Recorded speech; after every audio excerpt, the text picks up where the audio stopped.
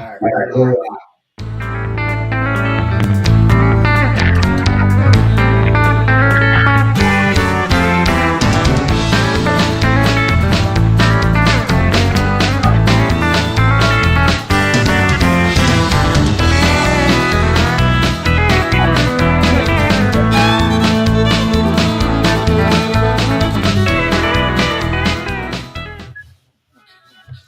What's up, guys? excuse me. What's up, guys? Man, so excited about today's episode. I just can't contain myself. But I want to welcome everybody to Deck Talk Podcast. I got to turn this volume down some odd reason. Being an idiot and left it up. But man, we got one heck of a show. We got a good friend of ours coming on. But guys, if you don't know, I'm Colin Burnett. That's right, Colin. How about that intro, man? Just wants to make you get up and groove. Oh, yeah, I'm Norman Lee. But, before we get the show started, we got a heck of a show. That's right, Colin. But we got to do some business first. We got to talk about one of our sponsors for tonight's episode, Spirit Point Performance Hooks. Hooks proven and tested to put more fish in your boat using their proven V-grip technology. Spearpoint hooks will perfectly present lures and provide the most secure connection between hook and fish, giving you the ability to help you prevent fish from shaking off. Spearpoint hooks are designed to perform and trusted by anglers all across the world. Go to www.spearpointhooks.com. Don't forget, make sure to use that discount code DECKTOP10. Again, that's spearpointhooks.com. Don't forget, use that discount code DECKTOP10. See what the buzz is about. Get your Spear Point Performance hooks today. Man, we have a great show lined up today, and we got one of the guests coming on. This actually is his second time joining us on the Deck Talk podcast. But anyway, here we go, guys. Let's just get started with the introduction. He is a field rider, events planner, a teacher and educator of the outdoors, and one of the most sought-after fishing guides in South Florida on both fresh and salt water. In 2009, he founded Fishing with America's Finest, which is an organization that helps our U.S. veterans suffering from post-traumatic stress disorder by using fishing and the outdoors as a therapeutic measure to help them catch peace and tranquility. One of the best peacock fishermen that we have had the honor of sharing our boat with, the man with the plan, our buddy, Neal Stark. What's up, brother? What's going on, man? It's a pleasure. Thank you. Man. Yes, sir, man. It's an honor to have you back on with us, Neal. And talk some more about that South Florida fishing going on down there, dude. It's been pretty good, man. We've had a lot of fronts coming in that are tearing stuff up a little bit. The lake's been on fire, and the largies are moving up onto the beds and onto the banks, and bedding down deep as well. Peacock fishing right now has been a little quiet due to the cold weather coming through, but it should be turning on real soon here. Turning turning fire, man. I mean, there next couple of weeks here, probably back to 100 fish days. Yeah, well, man, you talk about that, Neal. You're starting to get me amped up too soon. You know what they say about you don't want to get too amped up too quick because you lose it by the time it happens. But man, I'm ready to get down and start jacking some of them big ass giant largemouth down there. But you keep talking like that, I'm going to head out tomorrow instead of Wednesday. Oh yeah.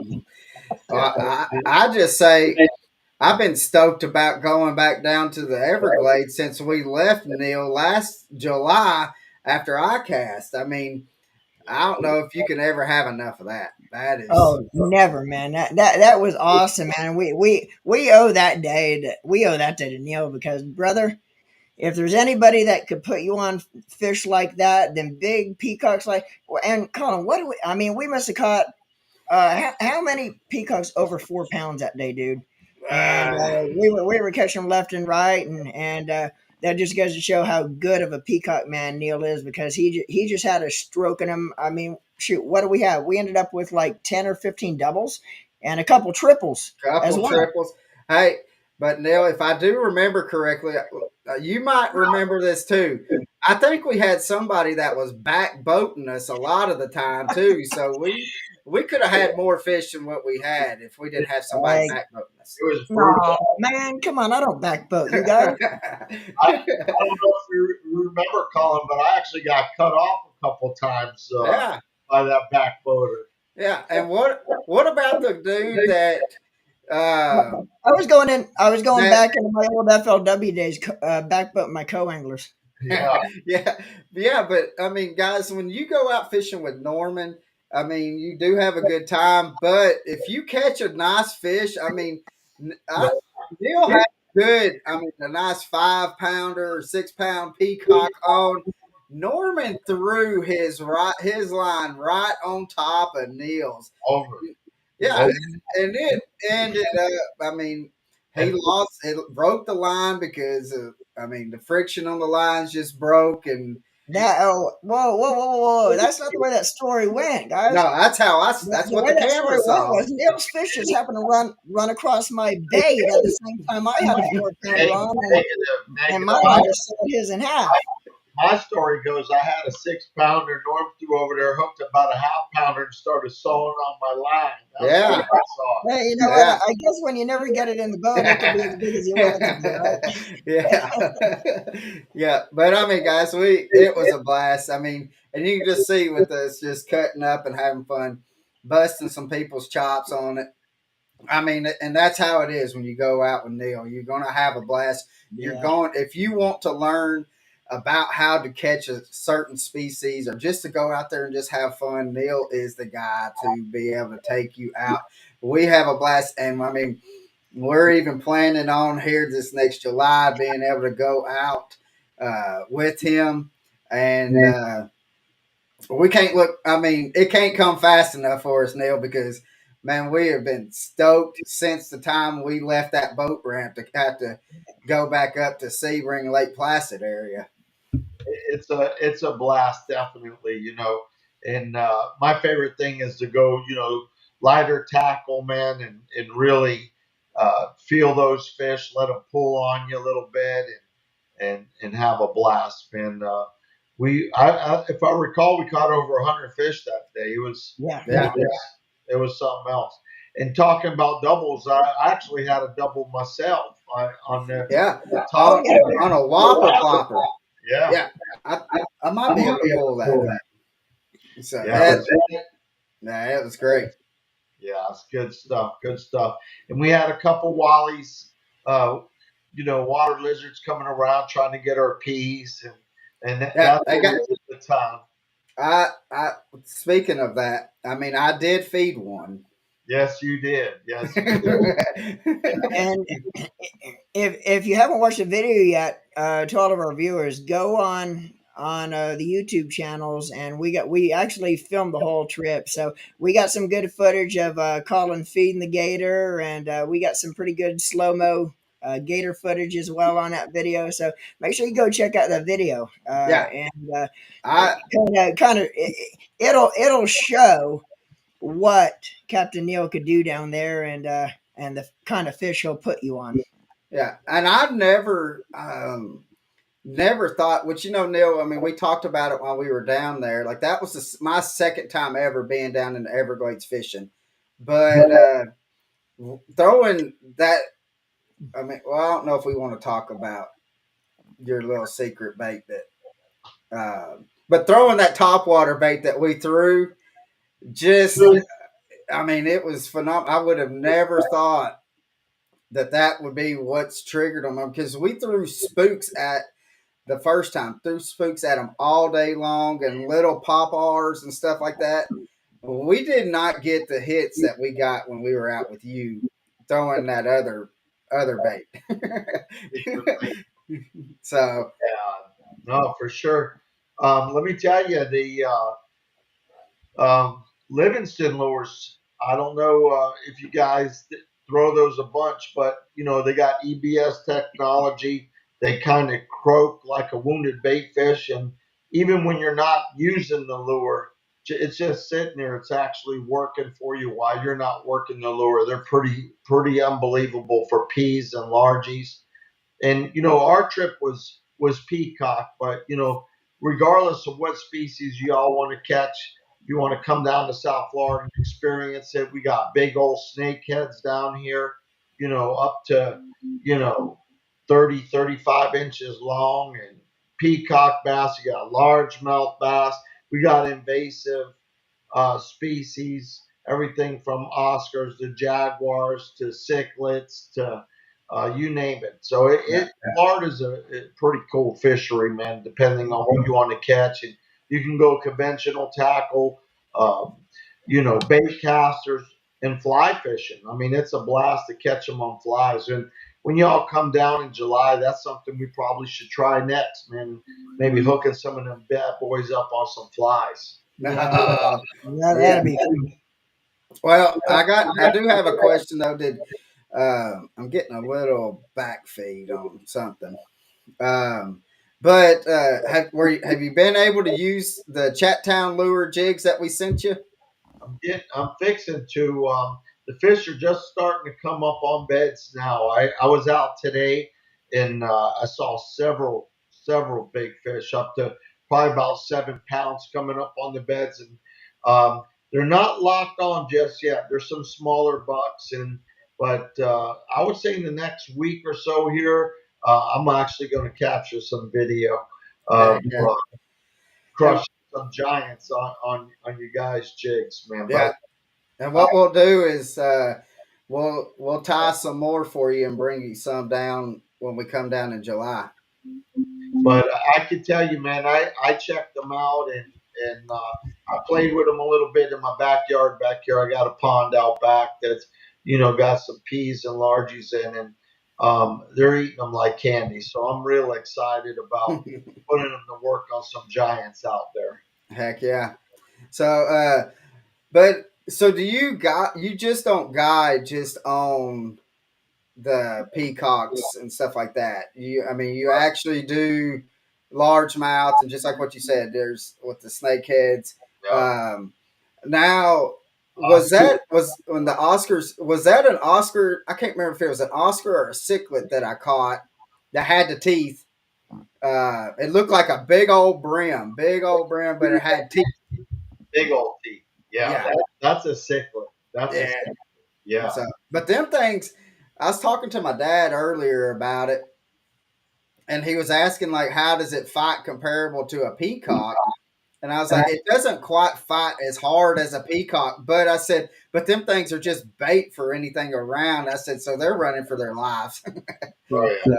But I mean, it, One species we didn't catch that much. I think you caught a couple of them. Calling was Oscars, and our last couple previous trips. Of course, the year before, you know, Colin was with me, and then I was there. I think one or two times prior to that, but we were crushing Oscars all day long on the Zero Spook, and I mean they were Oscars about the same length as your spook was just coming up and annihilating it. And when you'd have them on, they were fighting every bit as hard as a 2 or 3 pound bass would. Small Oscars. So talk a little bit about how I mean. I think pound for pound, from what I could see, those Oscars are the hardest fighting fish I've ever seen. For as small as they were and as hard as they fought, and to just come up and crush a Zero Spook that in some cases wasn't too much smaller than the Oscars were. The Oscars are brutal fighters, man, Yeah, and let me tell you the a good size Oscar will go into the poundage, man. I've caught them into the 2 and 3 pound class, and they are wow, massive fighters. And there's a time of year here, around June, July, that we get a huge influx of folks from up north, from the Carolinas, Alabama, Georgia. They all come. Oscars are delicious eating fish, man. They come yeah, from all over to catch those, and it's when they're on, it's nothing to have a 150 fish day, man. They're unbelievable.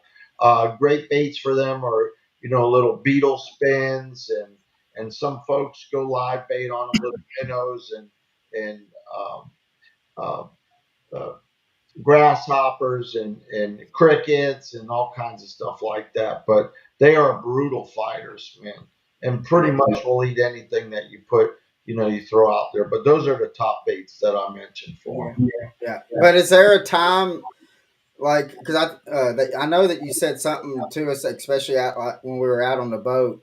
Is there like a season to where you can keep them, or can you keep them all year round? Year round, year round. It's an invasive species. Right. Um, but to really load up on them, I mean, I've seen guys come down and literally fill a 120 quart cooler full of Oscars, man. And there's no limit on them. And once again, it's a great eating fish. Yeah, man. Yeah, yeah. So, so do you do any like I know you told us before that you done like some offshore fishing and stuff like that. Do you still do like the do you do the inshore and stuff? I know your son does the tarpon, which we got to get down there and get on the boat with him doing some tarpon fishing. Tarpon, And snook. man, I, Yeah, I just couldn't.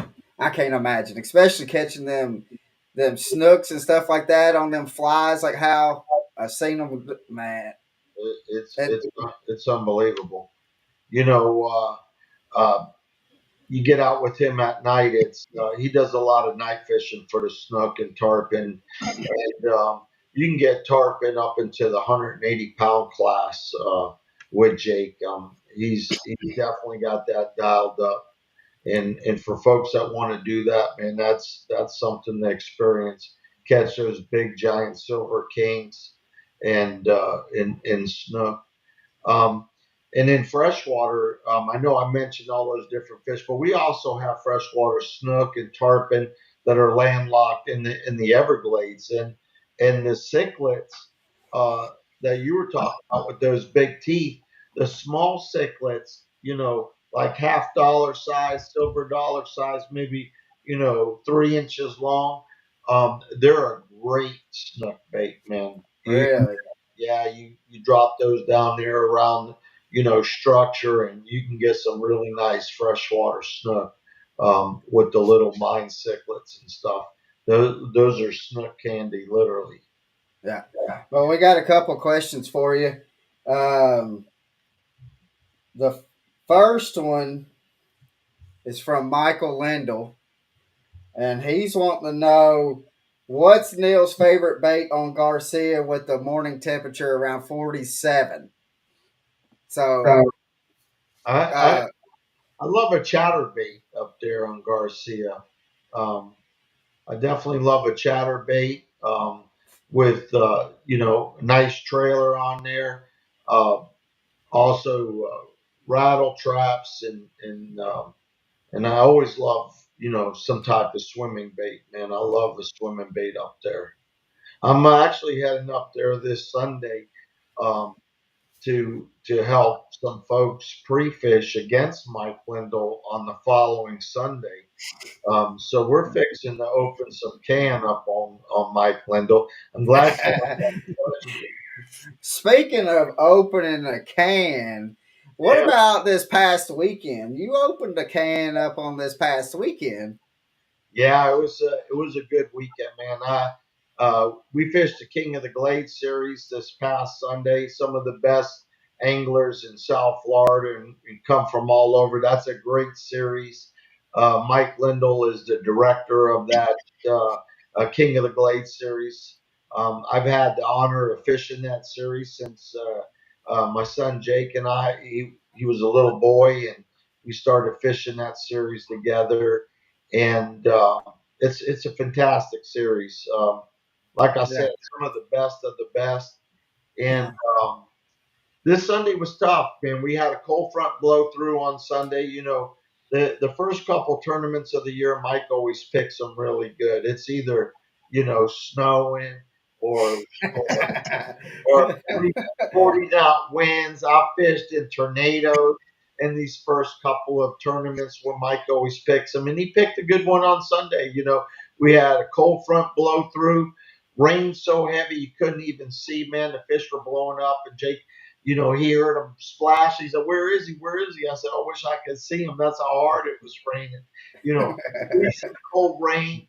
But um, it was tough, man. It was a tough tournament, man. Usually in the glades, if you ain't got 20 pounds, you don't even come to the scales.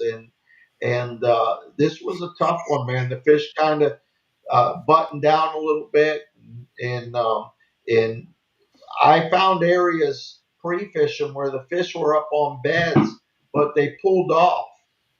They pulled off the beds, and what a lot of folks in the glades don't realize, folks are used to catching those fish up shallow on the beds, a couple feet of water where you can see them. But uh, spending so much time in the glades over the years, the even in these fronts, those fish, there's a lot of fish that bed down deep. They're 6 foot to 10 foot of water, and that's what put us in second place in this last Sunday's King of the Glades tournament. Yeah. I knew those fish would be down there deep. I know the fish that were up shallow would pull off of those beds, and we targeted those fish down a little deeper. Um, Using finesse stuff. A lot of guys in the glades, they want to throw big stuff, man. 65-pound braid and the spook like Norm's talking about. You know, Mike Scott did twitch, twitch, boom, but they wasn't twitch, twitch, boom in this past Sunday. We had to go finesse. And you guys have seen that fishing with me. I like to drop down to the skinny line and light Yeah. tackles, small reels, and that's what got it done this last Sunday, man. We went deep and dragging stuff on the bottom, and we put enough in there to get us in the second place. Missed first place by just a little bit, and That's less than half a pound, is what, if I remember correctly, something yeah, like it that. wasn't far off. It wasn't Yeah. far off. But also, John Pate got on here and he says, "What's up, guys?" And he says, "Ask about the two pontoon boats he has and how many veterans has he taken out in the last 17 years. Uh, and ask about the program and where is it heading." So, guys, if you don't know what John is talking about, he's talking about fishing with America's finest. And so, with that being said, Neil, we'll let you take over that question. That's a great question, John. So 17 years ago, I read that we're losing 22 veterans a day, unfortunately, to reentry issues and suicide. And my idea, as a fisherman and how we all feel being out there was to share that experience with vets. And I had no idea if they would feel what we feel as fishermen, but um, they do. They do Yeah. feel that, and it's been unbelievable experience. And when I first started, I would take them out on my personal uh, rig, my bass boat, and unfortunately, you're limited with a bass boat. It only holds a couple people, Right. um, and it's hard for some vets depending on their circumstances. And so my dream was always um, was to be able to get a pontoon boat and rig it out the same way that we have our professional bass boats rigged. Electronics, trolling motor, live wells, down scan, forward scan, literally trick out a pontoon boat where regardless of the vet's condition or who the vet wanted to bring with them, whether it be their mom, their dad, their grandma, the whole family, and get them all out fishing. Um, and my dream came true um, probably 8 years into the program. And Okay. we built what we call the Piscatorial Patriot. And folks, for those of you who don't know what piscatorial means, piscatorial is fishing therapy. Piscatorial therapy is fishing therapy. We named her the Piscatorial Patriot, and she's She's a 22 foot by 10-foot rigged out pontoon boat that can accommodate vets, whether they're in chairs or regardless of their circumstances. And she holds up to 10 veterans. And just yesterday I picked up, which he's been in transition. Actually started before COVID, which is our second pontoon boat. Um, uh, and we named her the Veteran. Both boats just got are completely rigged with brand new Yamaha motors and electronics from Lowrance and uh, Minn Kota trolling motors and just totally tricked out. And I'm stoked and I'll send you guys some pictures here. She's still in the transition, but the Veteran is completely stripped out and to accommodate folks in chairs and veterans in chairs um, and we're really stoked, man. The program continues to grow year in and year out. We do 6 huge events every year. That we do a shoreline type of event where we have. We just finished up in December a family day. We had over 500 veterans and their families there. Um, and the program continues to grow. John actually is comes out and has supported us for many many years and volunteers. And this program is, which I think is important to let folks know. There are no salaries in Fishing with America's Finest. It's a true non for profit. It's all volunteer based. Our board is all retired vets and it's Americans. 50% are fishermen that volunteer their time, and the other half is veterans. We have over 133 volunteers in Fishing with America's Finest, Wow. and in 2019 we won an award for over 5,000 credited rehabilitations through the outdoors and fishing. So the program continues to grow every year, and um, in 2019 when we won that award, it's called the Life Changer Award. They asked me a cool question, when I was going to quit, how long I was going to do Fishing with America's Finest. And my answer was, as long as we have vets coming home suffering, I'm going to do it. And when it gets to the point where I feel I can't do it anymore, I'm going to hand the program over to someone else. And God willing, the program will continue to do its work. Um, and and it was built on fishing, and it was built to bring our people home. Yeah, and you brought up events. What you do is so much goes so much beyond just on the water with the veterans. And I'll bring up one that comes to mind pretty quick is um, you do events. Just for example, when we have a deployment with military soldiers, you had an event fairly recently. I think it was like the uh, late late going into fall or the end of the last summer anyway, where there was a bunch of military personnel getting deployed. Well, you had an event for their families, and each of them got to take something home in the way what they could use when they got deployed, stuff like that. But you also brought up the volunteers that help too, such as John Pate, Mike Lindell. You know, you wouldn't be able to do what you do and be as successful with Fishing with America's Finest Foundation without the volunteers that get out and help you, like Mike and like John. And there's so many others, the fishermen that help take veterans on the water when you have events, stuff like that. So there's a lot more to it than just on the water as far as the events and the people that kind of help out with it as well. So a shout out to all the people that spend their donate their time for that great cause as well, man. Roger that. Roger that. Now, John Pate said, "What does it take for sponsorship to come in and be involved with the program?" Um, that's a great question as well. Um, I mean, you know, sponsors could come in financially, equipment, as you could imagine.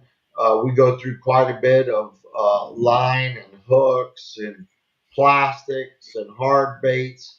Um, the program can use all that stuff. Everything from dollars to volunteers to equipment, and whether it be fishing equipment, what I mentioned, or if there's a company out there that has some type of device, dehooker, or um, some type of equipment that would help the vets transition, whether it be on the boat or off the boat, life jackets, all that stuff. Uh, the program could utilize. Yeah. Now, can you see like is it more or less like a when they're out on the water? Is it more or less like a? Can you see like the stress and just like the daily world events for them? Because I mean, there's like millions of things going on in their mind. I mean, because they seen stuff that we can't even think about with not being veterans and stuff like that. That they have seen. They've done things that I mean we can't even fathom to even think about. And they done it all just because for the freedom that we have here. And so, but when they're out on the boat, can you actually like just see that stress just kind of just getting off their shoulders, and they're actually finally able for 4 6 hours or however long that they're out, they're finally able to. Oh, you can almost like just see them just finally breathe, catch that fresh breath, and be able to just soak in everything that's coming to them. You totally can see that. You totally can see that. That's awesome. I could tell you, when I first started this, I could go to my very first trip, and I got a young man. He had 3 deployments. His name was Matt. Um, Served in the United States Army, and he was in Iraq. And you know, I meet him. We shake hands. He doesn't make eye contact. You can see there's tremendous amount of weight on his shoulders. It's something I'll never forget. And here I am, a bass angler. I can't wait to get him in my souped up bass boat and take him down the canal 70 miles an hour. But the first part of where we went fishing in the Everglades is a no wake zone, and I'm idling and I'm watching the blue heron take off. And I watched this young man watch that blue heron take off, and he's watching it. And then I see an ibis take off, and he's watching that, and he's watching all these birds, and he's taking in all this nature. And by the time I got to the end of that no wake zone, I realized that we're not going on a 50-mile-an-hour ride or a 60-mile-an-hour ride. And we ended up idling and just letting this individual that has served our country Yeah. for 12 years take in all that nature, and then to watch him cast and set up on a fish and see his expression when he landed it. And he hadn't seen his father for years, and being deployed. And for folks that don't know, when somebody's son or daughter or husband or father, brother, or sister is deployed, there's no contact. There's no contact. They can't write their parents and go, "Hey, I'm over here in Iraq," or call, or Afghanistan, or call. So nobody knows where they are, if they're what their condition is, if they're alive, if they're not alive. And he got his father home, and I had the honor of taking the two of them out fishing and That letting is them awesome. reconnect on the deck of our bass boat. And I came home and I thought, being a tournament fisherman and fishing, and I thought I have experienced everything in fishing, and I realized I had experienced something new. Yeah. And it was at that point that I realized that this wasn't going to be that trip. This was going to be something that I was going to do, and here we are, 17 years later, and I'm still experiencing um, that feeling, those trips, and it never changes, guys. It's unbelievable you know, to share what we all experience, to cast to whatever point on a point or on a piece of structure and show somebody to set up on a nice fish and reel it in, and it's an amazing experience. And it's a therapy, man. Yeah. We get out there and we think, hey man, it's a blast and it's fun and we love it, and we don't realize what exactly that feeling is, but it's a feeling that puts you at ease and Yeah. makes makes you feel good, and it's special, man. Fishing Yeah. is truly special, and it's Now, something that should be shared. yeah, Yeah, has we've heard you say this quote before, Neil. It's not always about catching fish; it's about catching some relief and some tranquility. Amen. yeah. Now, has fishing with America's Finest um, has that, let alone it's changing the veterans, like I mean it's giving them that relief and stuff like that.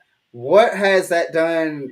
And you might not, I mean, I imagine you have, I mean, just because I can tell just with you telling that story that it has. What has that done for you? Has it changed your mindset of really like, man, I'm out here every day and it's, you have you realized that like, man, I'm blessed to be able to come out and see the nature every day. Has that opened up any kind of eyes of like really kind of like I really haven't seen it? Just like what you said, we idled instead of going 70 mile an hour. We idled so we can just soak that in. Has has that been one of the biggest things that has you've realized the kind of, let's slow this sucker down and let's enjoy everything that Mother Nature has out there for us to enjoy. No, listen, I've always loved the outdoors. I've you know like you guys mentioned earlier, I've fished offshore, inshore in the flats and the 10,000 islands in the Florida Keys, all the way to inshore into the Florida Everglades. I've always loved fishing, and that's where it's always brought me peace. Um, but I've never realized until I started to share it that it's not just me that that felt that feeling. It's something, and that's what I was telling y'all, that it's something that it should be shared. Yeah, Not just with vets. For you guys out, that are listening today, you know, another thing I think, take a kid fishing, man. Share your knowledge with folks. It's something that should be shared. Um, but you know, sharing the fishing and seeing how it affects the vets, has it opened up a different perspective of what we visually see? Definitely, man. It yeah, definitely. And I could tell you it works, man. It's not to get all spiritual on you, but in the Bible, we're we're fisher of men. Um, that's it. there's something to be said about that. It's fishing is definitely something I think was created for us to enjoy, and I think it's something for us to share, and I think it has a lot more substance to, rather than just to go out and tournament fish and catch fish. I think it has a lot of spirituality in it, and I think it has a lot of power.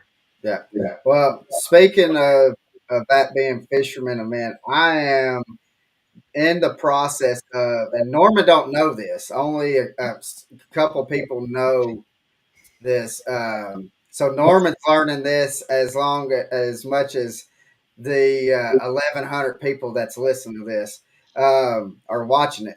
I'm not in Collins Loop. No, you're in the loop, but I'm working on something. I Uh, also need a bib.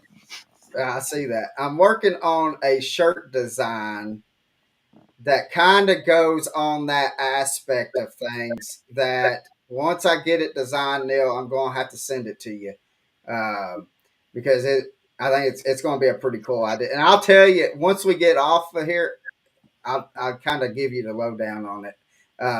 But I have a guy named Jason commented, said, "Do you only do fishing with America's Finest in Florida?"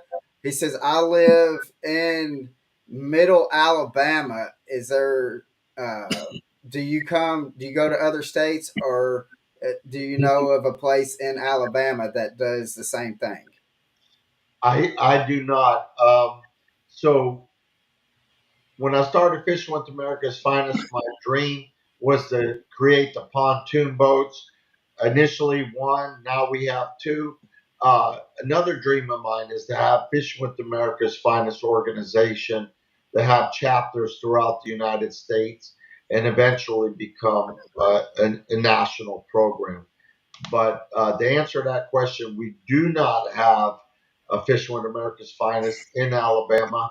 However, um, if that individual would like to come down to South Florida, we definitely could put something together for them. Yeah, Fishing with America's Finest, for folks that don't know, when you come out with us, it's um, a very uh, detailed guided trip. There are no costs to the vets. We supply everything from their lunch, which is custom to what they want to eat, all their drinks, all the tackle, rod and reels, hooks, baits, whatever they need. Everything is covered by Fishing with America's Finest. They receive uh, rod and reel combo they get to take home. They get a shirt, custom shirt by Fishing with America's Finest. There is zero cost to the vet.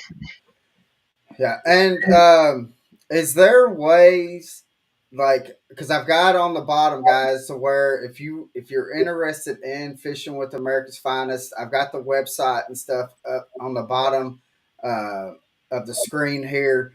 But Neal, is there a way, like, let's say somebody wants to donate $100 for gas? Is there a way that they can do that, or if they want to send some baits or something like that, they have baits that's just collecting dust in the garage that they can send. Is there a way how they can do that?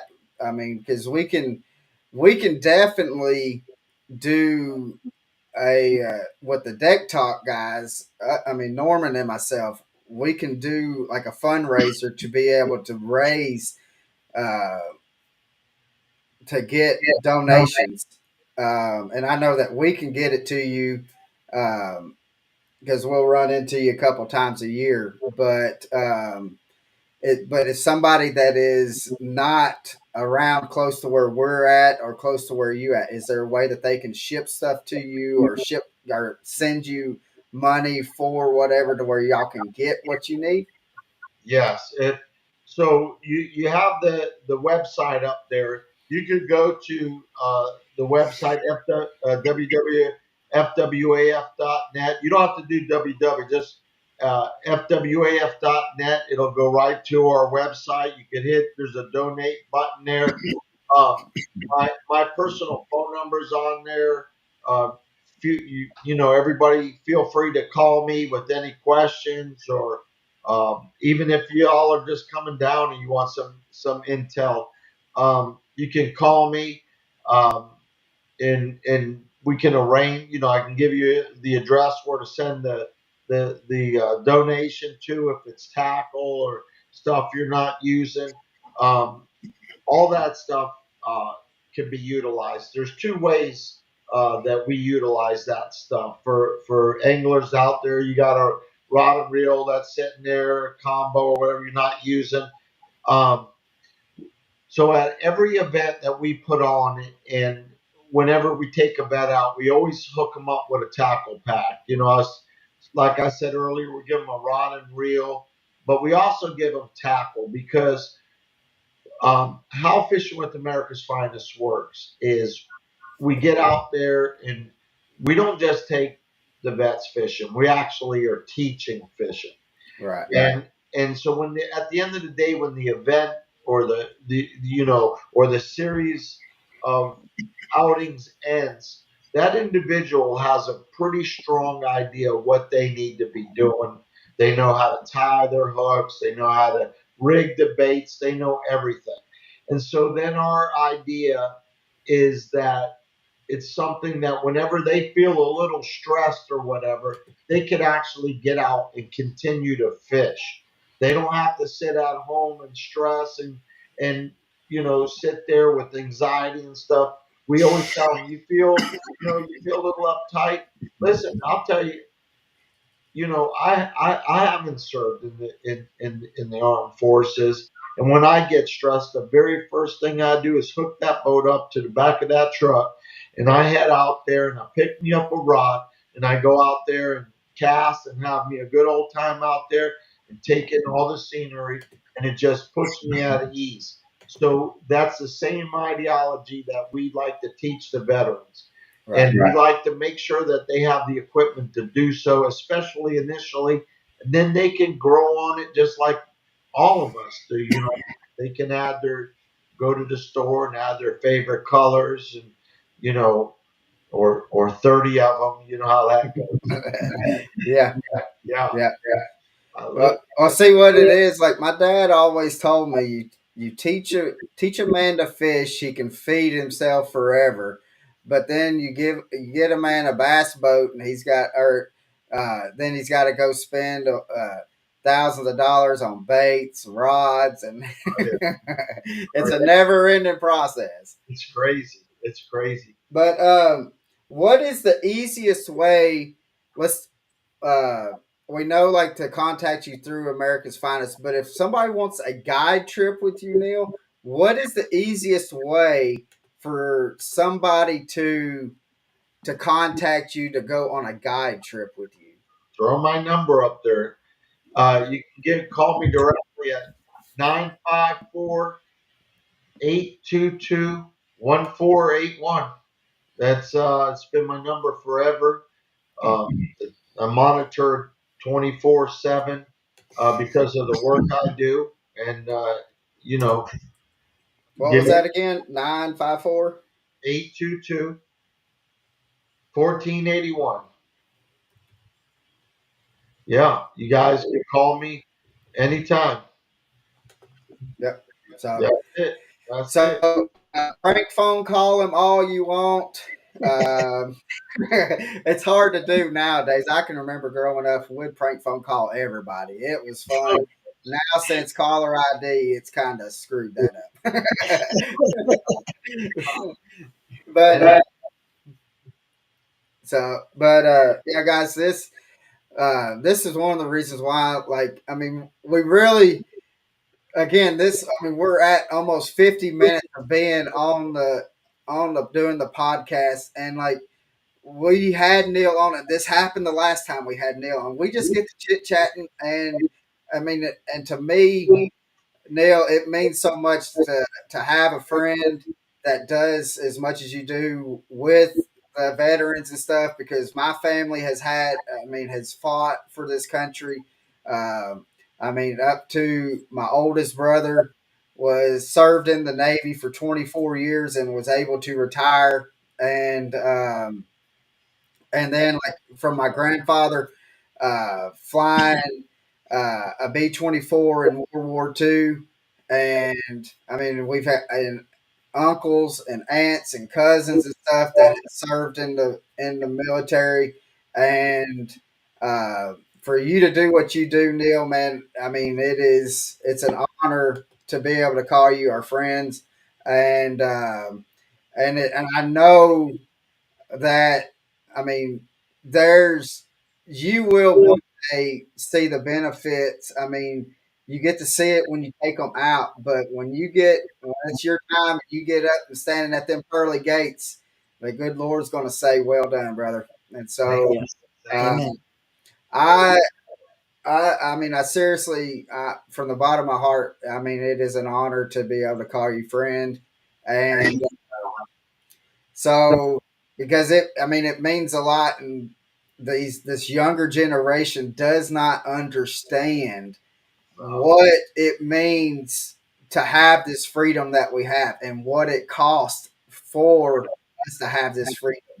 Um, and if you don't know what it costs to have this freedom that we have, go look at Arlington Cemetery. Yeah. Go to Washington D.C. and see the wall. I mean, and there's other memorials around. I mean, all over the United States that has every big city is going to have a national cemetery. Go in there and see what it took for us to have what we have. Um, but again, Neil, thank you so much, and uh, Thank- and thanks for that. Um, I think that's up to folks, parents, teachers. If y'all are on this uh, podcast, y'all, that's something we need to teach, man. And everybody should know about the yeah, sacrifices, you know, that folks make for this country. yeah, Freedom is not free, and um, I've seen it firsthand. It's not only the soldiers, and it's not only the military, because soldier is for folks that don't know, a soldier is the army. So you have the Marine Corps. You mentioned your brother, the Navy. Those are yeah, not soldiers. The military. Uh, it doesn't just affect those individuals. It affects families. yeah, It affects the families because to see your loved one come home and it's not the same individual that left, yeah, messed up and totally messed up. It destroys families. So war has a huge impact on Americans, yeah, and Americans, uh, we all should fly our flags high, and we should understand what it takes that we're all free to do what we yeah, love. We're here talking about fishing, and we all get to fish and do what we want to do, and we all got our families and we all got our stuff, and there's a reason for that because individuals go off every day. Even now, we're not at war, and I know this because I had the honor of working with the military for 17 years. We got folks all over the world right now, yeah, and a lot of them are in COVID type of stuff going on, but we're constantly got folks all over, and they're constantly fighting for our freedoms and our liberties, and you know, it's something we should honor. yeah. Yeah. We That should is. honor. We've gotten away from that. I haven't personally, and I know you folks, y'all haven't gotten away from it, and it's an honor to call y'all friends. But everybody should take note of what is being discussed here tonight, and we should all honor these folks because Yeah, if it ain't for them, we just ain't gonna be able to do what we do because freedom is not free. no. Yes. So, and I can like you talked about like it affects the family, like even just me personally, like because of my brother and stuff. With being in the Navy, he was gone 6 to 8 months at a time, and then he'd come home for 5 months or 6 months, and then he's turning right back around and going right back out. Um, but I mean, just like what you're saying, like with the Army, Marines, and Air Force and all that, a lot of them are going out for a year, 2 years at a time, being overseas and not seeing that family. They're they have there's no telling how many military or veterans that are overseas that their wife has had a baby while they're overseas and they have not seen that baby at all. And so you are very correct on that. It affects the not just the husband or not just the veteran, but it affects the family in itself because again, we don't know where they could just say, well, we're heading this way. We're just going to head out that way. They can't tell you where they're going, but So you don't know the danger that they're in. You just pray that they're safe and that God keeps His hand of protection over them. And I mean, because my brother, I don't know if you remember, like when he was out. Uh, and the USS Cole had that boat just come up and they blew themselves up right at the USS Cole, and they had that. I think it's like it put like a 30-40 yard hole into the destroyer, and my brother was part of that fleet that was with them when that happened, and I mean, it could have very well easily been his destroyer that they blew up or Yeah. tried to blow up or sink. But uh, and so I mean, again, you hit the nail on the head that it affects the family and seeing that stuff. I mean, us as humans should not see anybody blowing anybody up. I mean, that's just stuff that you cannot get over. And um, but Neil, hats off to you, brother. I mean, because you are doing. I say it's the Lord's work because I mean the good Lord is working through you, using what you've done your whole life of being outdoors and being able and your passion of fishing. He has put that in you to where your love for the country has it's gone out to where you realize that was having 22 veterans die a day, and on if American you soil. if you can get that 22 down to 21, you have done. I mean Yep. that makes a big difference. So, Yes. Thank you. but um, so let's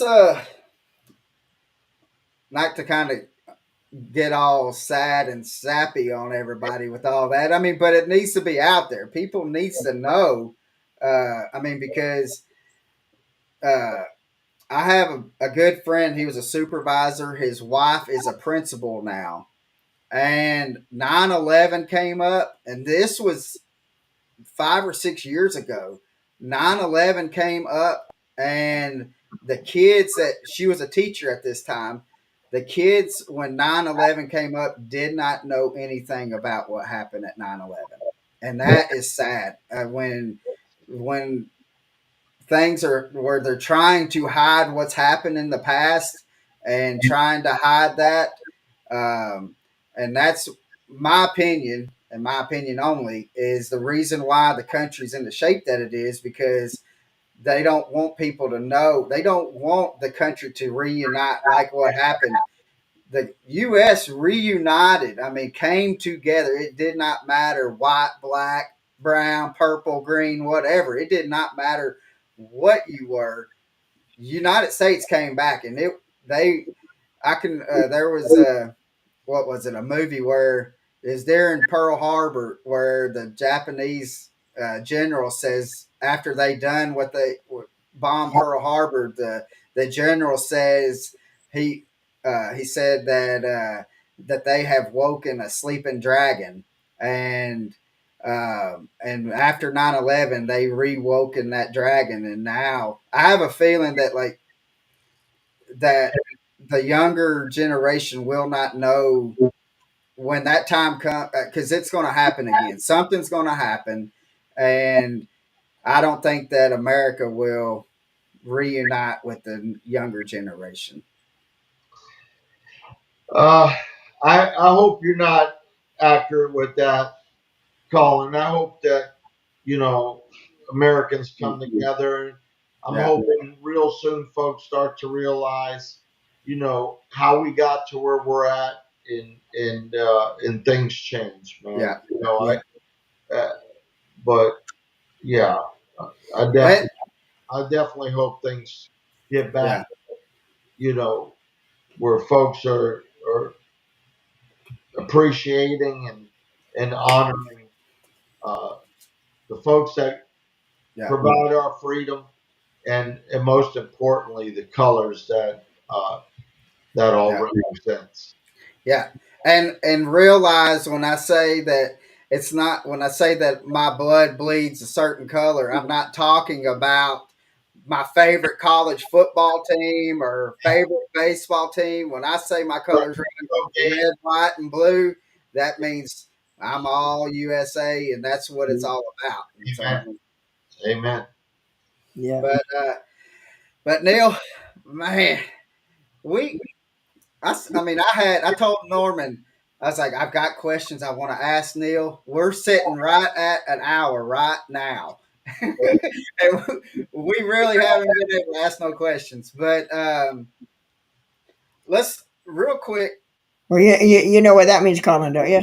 It's It been a just great. gives it gives us another excuse to have him back on, to Oh, come we're back gonna on have and him back on. for, for the It's rest of the story. yeah. So, but Neil, let's can if can you give your sons like if somebody wants to go tarpon fishing? Yeah. Um, does he have a page, or does he? How can they get in contact with him? Can they just contact you and say, "Hey, let's. I want to do some tarpon." Yeah. Tarpon and snook, snapper. Yeah. Get a little salty. Definitely. Yeah. Definitely. And let me tell you, for folks that want to come down, if you want to do, a couple days in fresh water and hit, peacock bass, largemouth, snakehead, snook, freshwater tarpon, invasive species, and then uh, the next day go out or that night go out. I mean, depending on what you got in the gas tank, and get with Jake and go out and bang some big snook and tarpon at night. Yeah, yeah, Yeah. definitely. You could do a couple days or one day. It's up to folks that how much time and for folks that are up north, you can bring the family down. They can hit the beach and stuff, and dad can come out fishing, or mom can come out fishing, leave dad on the beach, however it works. Yeah. However you want to do it. Yeah, So, but yeah, can real quick. Um, can you? I'm going to let you do a little boosting up and kind of telling everybody about Jake because Jake has some accolades under his belt that a lot of people that may not know, and they may just hear us talking about him and just saying, "Oh, he's just another guide." Um, but talking to you and talking to Jake and stuff like that, Jake gave up a pretty sweet little deal, and now he's out doing his guiding stuff. Can you tell like just talk about Jake a little bit because I enjoy hearing the story myself, but yeah, I would love to. I would love to. So, Jake Stark's my son, and he started fishing the junior circuits when he was just a little thing. I want to say about 5 years old. And came through the junior circuits, and pretty much dominated the southern trails down here for junior anglers. Uh, Won everything you could possibly imagine. Won Angler of the Year multiple times, and just totally destroyed it. Uh, Won several small boats, and um, and then went to the Northern Division and destroyed that. And they told him, go back south. They don't want him up there. And won a boat up there, and just killed it. He was one of the youngest anglers ever to be picked up by Team Daiwa. Um, I want to say he was probably, I think he was 14 years old, and he was, on with Daiwa with Ishman Rowe and Brett Height, and some really outstanding anglers. Um, was friends with Mike Iaconelli, and just he was an unbelievable angler, doing really unique stuff like I talked about. Down here that everybody wants to throw that heavy line and stuff, but I could tell you there were tournaments down here where we would throw 4 and 6 pound tests and heavy cover. And I remember Jake, telling me, "Hey, Pop, how if we get a fish in these cold fronts when the fish wouldn't bite, how are we gonna get the fish out of cover?" And I said, "Well, listen, ain't nobody catching no fish. We got to get the fish on first, and then we'll worry about getting them through out of the cover." You know what I mean? That's right. And he would get out there um, from Brett Height. Actually, I remember Jake telling me that Brett talked to him about drop shotting, and nobody would ever think that in South Florida uh, you would drop shot. You know what I mean? Yeah. And Brett used to talk to him about Brett drop shotting on ultralight tackle, but also heavy.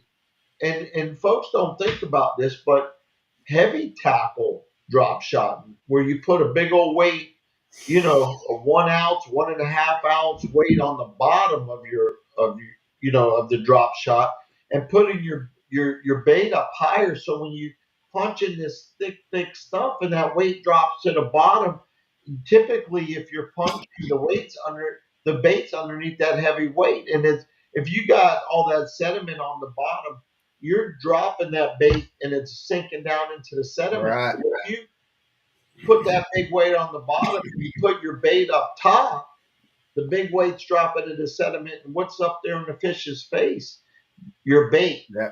And so Jake used to do a lot of drop shot, and he's probably even now, man. I mean, it's scary. I don't, when he picks up that drop shot down here, and once again, that's not a technique that you would normally see in South Florida. Mm-mm. He'll put a hurting on you, man, with that drop shot. It's scary, And he puts all the little baits like you would up north, and that's where I think folks need to think about um, to broaden their thought pattern. You know, stuff up north works down south. Stuff down south works up north. And even offshore stuff that I could tell you, as a flats fisherman, there's a lot of stuff that we used in the flats that works in fresh water. So, guys, gals, you need to broaden your spectrum, man, and think a little bit outside the box, because don't, and I can tell you right now, Sunday, the King of the Glade series, those guys were right here. Yeah. You got to open that up, man. And that was the difference from second place and 30th and 40th place. You got to think a little bit outside the box, man, and put those fish in the boat, folks. Yeah. Uh, uh, because all the different techniques work all over, and the old match the hatch, and look at what's swimming around in the water. Take a few minutes, step back, um, and look at your temperatures, and think, man, and you can dial it in. Um, and let me tell you something. Getting back to Jake, I can tell you, y'all are talking about me as a guide and a tournament, a tournament angler. Um, I used to sit there, and we get in these big tournaments, and whether it be a local tournament or BFL, and I say, oh, look at this one, look at that one, and folks, let me tell you something. My son used to always tell me that I'll never forget, and and I think about it all the time now. The fish don't know if it's Brett Hyde up there fishing, or Mike Evganelli, or Neal Stark. The fish don't know who's up there, folks. So put all that stuff out. Don't matter who's in the boat, man. It matters No. what you're doing. Yeah. Yeah. And that's Norman and I, we say this all the time. Fishing is probably the most level field that you can get into, where you can be the best of the best. You could be that Jacob Wheeler, uh, and or you could be some weekend angler just going out, and you have just as much chance because it is. I mean, you have is just as much likely chance. I mean, I've been beaten by I've fished tournaments to where like we had women fishing against us, and I've got my rear end handed to me, Neil, by some women. I'm like, how in the world? And I've had like 12, 13-year olds come in fishing with their dad, and they've smoked me. And I'm Well, like, no, honestly, that's not too hard to do, but Well, but, but that's why you don't know about the shirts right there. yeah, yeah, you yeah, know what though, that's what makes fishing so great. Fishing doesn't discriminate um, against age. It doesn't discriminate against gender. Whether you're 60, 70 years old, whether you're 8 or 9 years old, whether you're a male, a female, fishing doesn't discriminate. Anybody could get out and do and fish, at the highest skill level uh, out there. yeah, So, there's women out there that are better than most of the men. yeah. And there's, uh, you know, I say it folks won't be that too long are until older we that are see. a heck of a Yeah, lot better than we are, that have so much more experience and have done it before, but they could still get out there. yeah, And fishing's one of the only sports that you could actually, no matter how old you are, no matter how young you are, no matter if you're a woman, you're a man, you could get out and compete on the Conditioning. same playing field against the same people, and still be able to compete and still be able to kick butt. yeah. Yep. Now, my last question, because we don't want to keep you too long, Neil. But I'll ask a question, and then I'll have Norman ask you our final question, which we've already asked you before. But my last question for you is: did it surprise you when the Bassmasters Opens just left Okeechobee? Did it surprise you that all the top 10 was using a spinning reel? No, no. So for years, I've used spin and tackle in the Everglades, and it's one of my preferred weapons. I love spin and tackle, and you know, guys used to be, and I'm going way back when.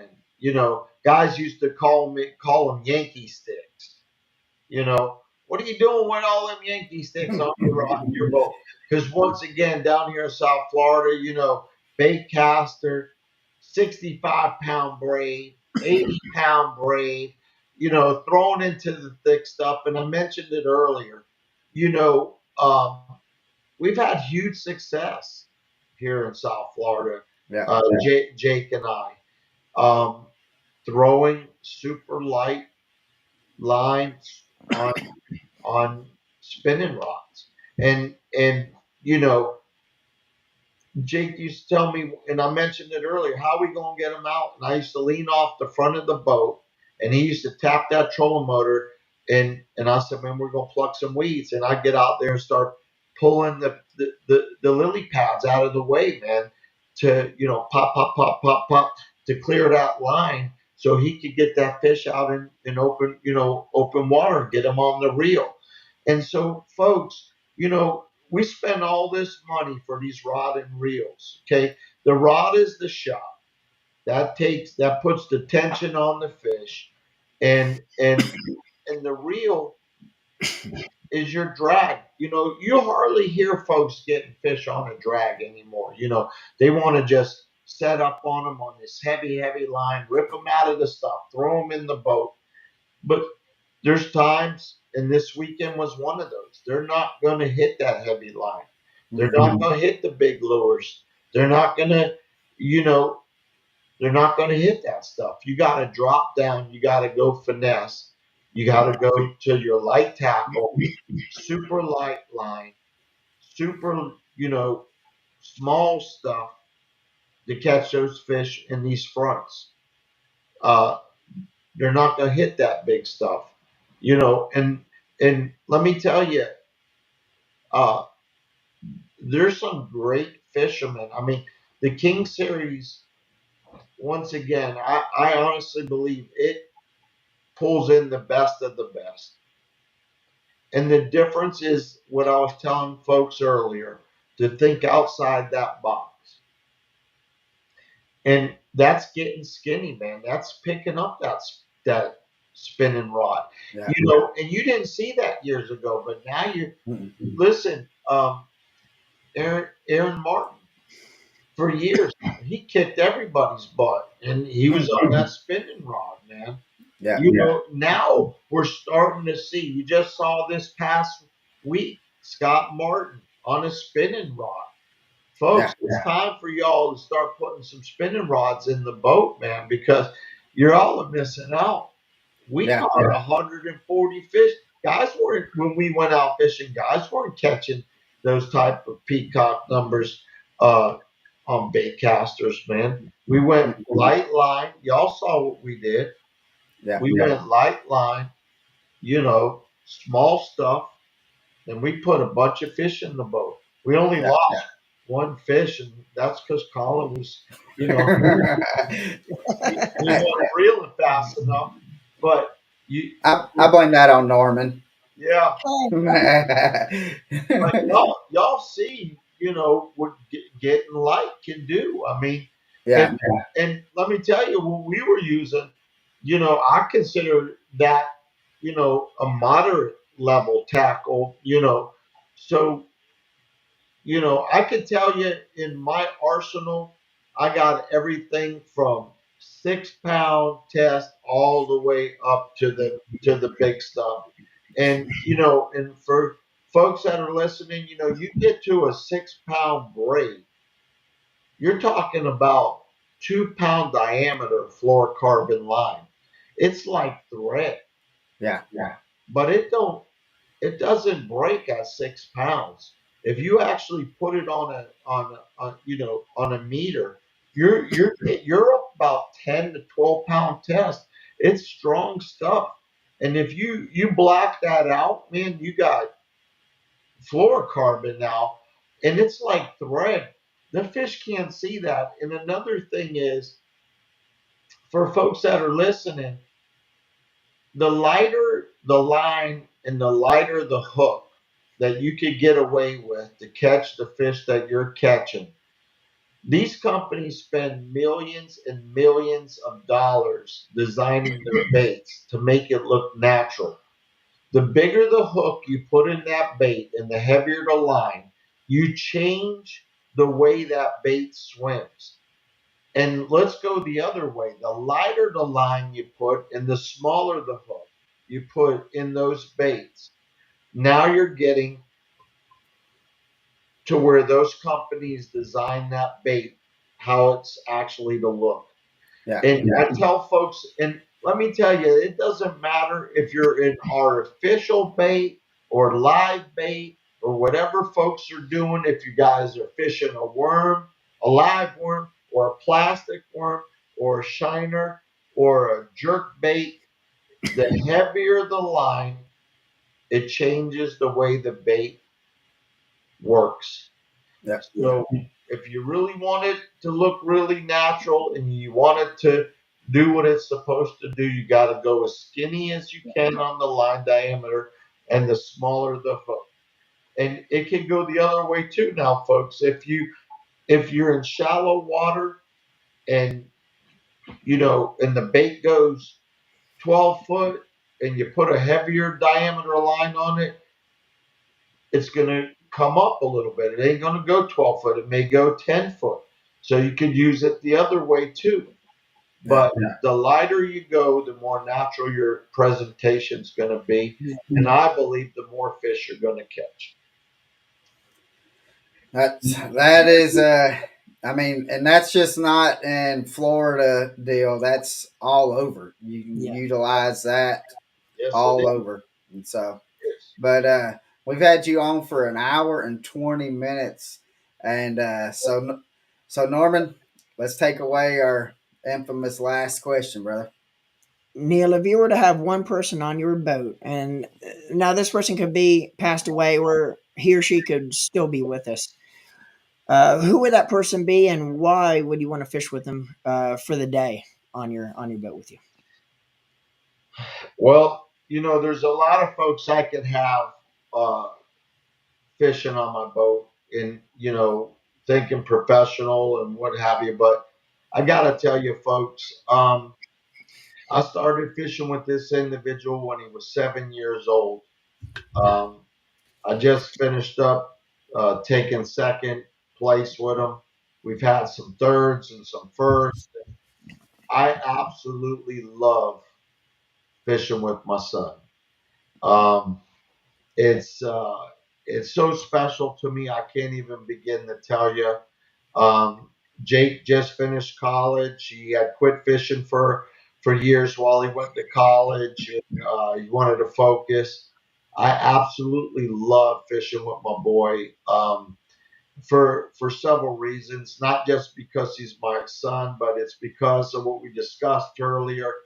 Um, he's an unbelievable angler. Um, he can, you know, it started when he was little and he would be behind and there'd be 2 or 3 minutes left of the tournament. And I tell him, Jake, you need a big bite. And he would tell me, Dad, chill out. It's coming. And I'm like, what are you talking about? I got 3 minutes left. And, and he would get a bite, man, and put this massive fish in the boat. And here we are, he's 23, coming up on 24 years later, and he still does that crazy stuff, and I admire it. So Yeah, um, uh, that's one. And if I had to go professionally, um, I think I'd like to fish with Jacob Wheeler. I spoke with him quite a bit last year. Um, he's an awesome guy for folks that haven't had the opportunity to talk to him. Um, I think he is similar to myself in the sense that, especially as a professional, I think he gets the whole outside the spectrum of fishing. Uh, Outside of the big money and the fame and fortune and all that stuff. Um, and another one is Randy Howell. He's another unbelievable guy yeah, that I think feels that same way. yeah. Yeah, yeah, I love that dude. So yeah, those are two guys outside of the family that I would love to fish with. That's awesome. So Yeah, hopefully, when we get down there to fish with you here in July, we will. We might try to see if Jake has a free minute to be able to take some goofy guys that just does a podcast out to catch a tarpon or some snook yeah. or something. So Well, that's a on fire time to do it, man. Is in July. That's some great fishing yeah.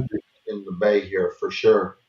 Yeah, So what's up? We got Lanham Farms just hopped on, and I take it that's probably Lance that's on there. Uh, but they he has a son named Presley. Yeah, he does a little podcast as well, and it's a phenomenal podcast. But the thing about Presley though, Neal, is Presley's probably about 5'2", 5'3", little guy. He's a senior this year, but last year he won the Tennessee State Championship in high school awesome, fishing. So awesome. he he's a little in stature, but he swings a big stick. So, He's a beast on the water. so we love having them on, seeing them and chit Tell them to come chatting. down south, man. I got a trip for Heck yeah, Lance, you heard that? You heard it, and them. we'll do this real quick. If you here's a way how you can reach him, Lance. If you Yeah, want, if you go down south to the Everglades, yeah. um, here's how you can contact him. But Yeah. Free trip. Come on down. let's see. He says y'all fishing bass fishing in the Everglades. Um, we done some peacock fishing with Neil last year, Lance, and we caught over 100, easily over 100 peacocks last year. Just destroyed them. We could have caught more, but we did have somebody whose boat we were in decided not to put gas in the boat, so we could not be able to travel as much as what we wanted to. But it's all right. We found them. Neil found them for us, and he put us on them. These And ones are brutal. and so, but I tell you, Lance, that if you go out, or anybody, if you go out with Neil, it's going to be one of the best guide trips that you've ever been on. It is well worth the time to go and spend out on the boat. Yes, top water. I cannot tell you what bait it is, but I will say it as he said. Oh wow, he said sounds like a blast. Top water question mark. Yes, it is top water. It sounds like somebody's throwing cinder blocks into the water when they hit it. It is a blast. But other than that, I do have one more thing I want to say to y'all guys. I'm going to do this and take off Neil's number real quick. Norman and I went to the East Tennessee Fishing Expo in Knoxville here a couple of weeks back. We ran into this. We was walking through and we seen this booth. They had this little kid. What Norman he could not have been 10 to 12 years You old. The 10, max. 11 max. Yeah, I mean, we think he's probably like 9 or whatever. He was a young feller, but he's if he's not a salesman when he grows up, he's missing his opportunity. And so they the booth that he was in makes this. It's called a crappie ruler. Um, Phenomenal. They designed this. You can put any kind of graphics on it. It is phenomenal. Here's the thing crappieruler.com. They're actually going to make us, Norman, they're going to make us some crappie rulers that's going to have the Deck Talk podcast logos and stuff on that. So we're going to do that, and I'm probably going to end up giving that one away. Norman might get, I don't know, I might be putting words into Norman's mouth, but Norman may, after we get the Deck Talk Pod one, that might be a giveaway that we're going to do. I know it will be for the one that I have, but Yeah, it'll be the first one that I have too. And once we get our and also I think once they do the Deck Top podcast, they're also going to be probably on their website for sale as well. So you can get them yeah. with our logo on So if you.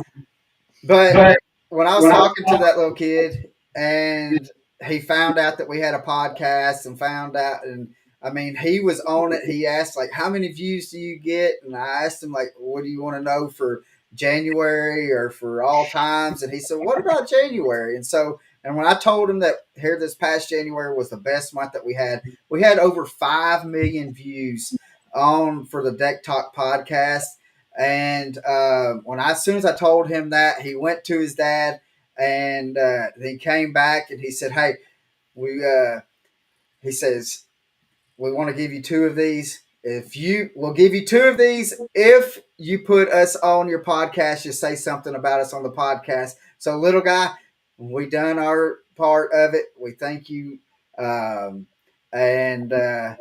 just keep on being a salesman that you are. You're going to do great things. So, but other than that, Lance, you need to holler at Neil. You're going to have a blast. So, You'll have um, fun.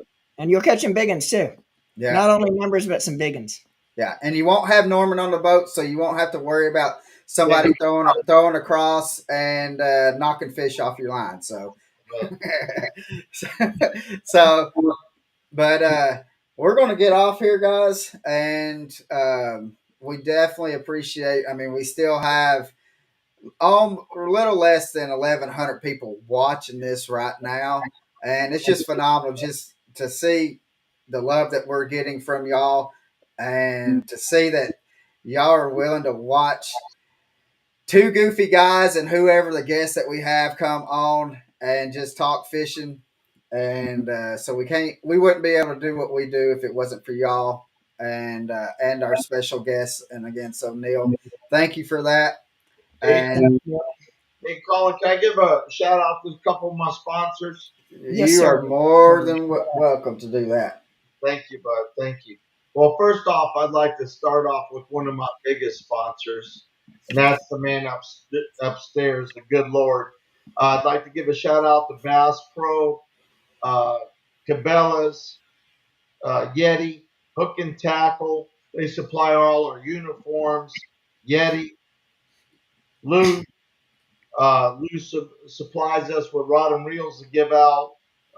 Hero Rod Series, um, Livingston Lures, Rapala Lures, Gambler Baits, Power Pole, man. Power Pole's been huge for us over the years, keeping our boats anchored so we can fish. Hog Tech, uh, catch Please Release Me, Suffix Line, Atlantic Marine Store.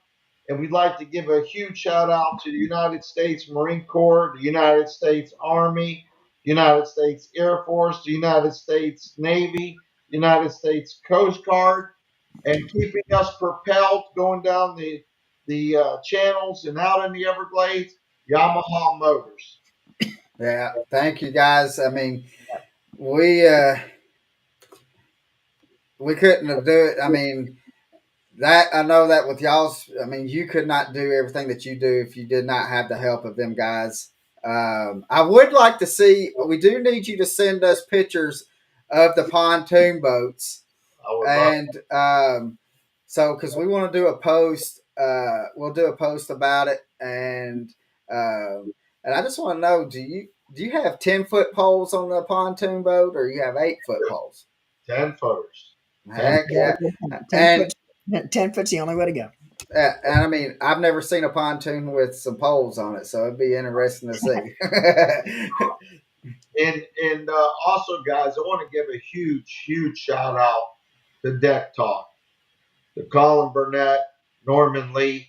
I really appreciate you guys. I appreciate your friendship, and I appreciate you getting me on here and let me talk about and share what we do down here in the South in the Florida Everglades for our service folks and um, it's real important to me, and Yeah. it's a place that touches my heart. And I look forward to connecting with you guys uh, in July. You know, I'll see you up at the show, and then we'll come down here and we'll put it on it, man, for sure. Well, Thank you, I Neil. can't wait. It's always an honor and a privilege to talk with you and share stories with you, and for what you do. I mean, we're just honored to be in your presence, man. And we mean that from the bottom of our hearts too. For what you do, dude. Yeah. Storm. But before you say all those nice things, man, let me just tell you, next this year when you come to, we're gonna move you to the back a little bit, and Colin and I are going to the front deck. You know what I'm saying? I love you, brother, but you know the way you show that line all over everybody and stuff, we can tell. I have to put some Yeah. Yeah. and So, I tell you what, to fish with Colin and to fish with Neil, you got to have some thick skin if you're in my shoes. and I'm telling you right now, man, I'm chipping in for some gas this year. I had half the tank. I just didn't know you were going to run us halfway to Miami. Jeez, man. it, but the thing about it is, I mean, guys, where we put in and how far we really ran literally was not that far, was it, Neil? No, I was worried more about the gas in the truck we had to get to a gas station when we came off the Yeah. water than the gas in the boat. Yeah. And not on my part, folks, but we went budget on that trip. That's all I can. yeah, that trip right there was a blast. We got to the boat ramp and Norman was driving and he parks the truck and he says, "Hey, just we got to remember we got to find a gas station here before we leave." And I was like, "All right." I was like, So, and I was like, so how much gas we got in there? We had 8 miles, guys, in the truck that we had to go. Thank goodness that it had a little bit of reserve because we had to go. I guarantee you, it was every bit of almost 20 miles that we had to drive. And I'm over here thinking, Norman's going to have a fun time pushing this truck and boat with it. Because I was like, he ran it out of gas. It's him. But then, yeah. So, but guys, we're going to get off here. Fat Boy's got to eat. And thank you again. And I hope the, Thanks. Appreciate it, guys. Thank you, yep. Neal. Always fun, man. Pleasure. And Pleasure. remember, live the passion. Yes, Yes, sir. sir. Live the passion, guys.